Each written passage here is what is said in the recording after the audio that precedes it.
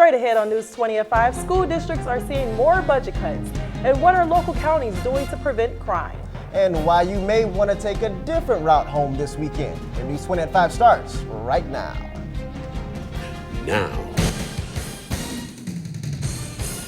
From the highest of 7 hills in Florida's capital city, covering every corner of the Big Bend, plus state and national news with Brent Hatchett and Courtney Sims. Maria Osler with weather and Alicia Mitchell with sports. This is FAMU News 20 at 5, live.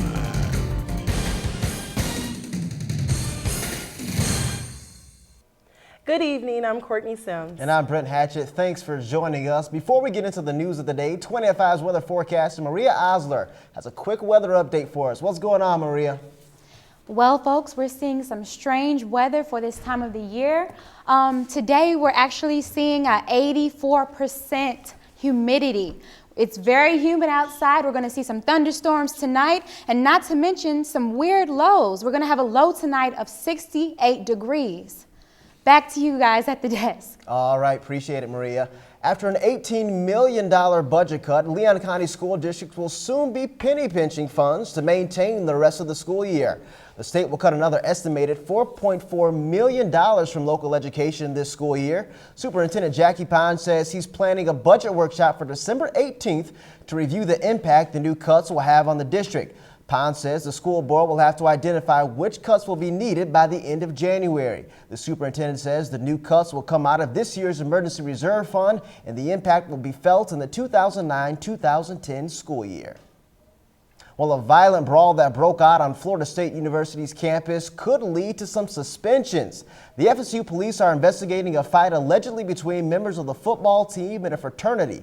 Authorities say the scuffle broke out in the Student Union building. The number of persons involved is still unknown, and 4 people are believed to have been injured. No arrests have been made at this time. Anyone with information on the fight is asked to call FSU PD at 850-644-1234. 20 at 5 sports anchor Alicia Mitchell will have reactions from head coach Bobby Bowden coming up a little later in the show. Florida A&M and Florida State University officials have begun discussions to possibly split the College of Engineering. Officials at Florida State say the split would improve their chances for an invitation to the exclusive Association of American Universities. Florida A&M President James Ammon says both universities have good reasons why they should have individual engineering programs. The joint school has had a history of tensions, and the split would put an end to a 26-year-old agreement. The FAMU Board of Trustees is scheduled to decide on December 2nd. Well, with the recent rise in local crime, many residents are uncertain about their safety. Well, to keep campuses safer, local universities have implemented text messaging systems to alert students on crime. But the FSU community has seen an increase in robberies in addition to a number of sexual assaults. Tallahassee Police Department Public Information Officer David McCraney says citizens should be aware of their surroundings at all times. Being aware of your surroundings is the number one thing. Criminals are looking for that person who appears to be a victim. That's the person who doesn't have eye contact. If you're looking around constantly, again, the criminal will see that and they don't want any part of you generally, okay?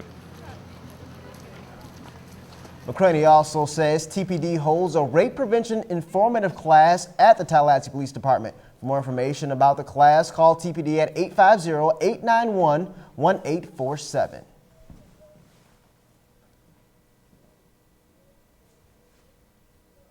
Well, a physical attack can happen at almost any place and at any time, and one local community wants its female residents to be prepared in case it happens to them. The Wakulla County Sheriff's Office will be holding a women's safety course this Saturday to promote personal safety. Attendees will be taught ways to defend themselves and about laws regarding the use of lethal and non-lethal force. Registration is $40 and the class starts at 8 a.m. in the Emergency Operations Center at the Sheriff's Office. The Sheriff's Office is located at 15 Oak Street in Crawfordville. Men are welcome to join the class, and completion of the course qualifies students to get a concealed weapon license. Those interested should call Major Larry Massa at 850-926-0821. Leon County Sheriff's deputies have arrested 3 teenagers who recently vandalized Tallahassee's Golden Eagle subdivision. The Sheriff's Office arrested a 15-year-old, 14-year-old, and a 16-year-old suspects Wednesday evening on charges of criminal mischief.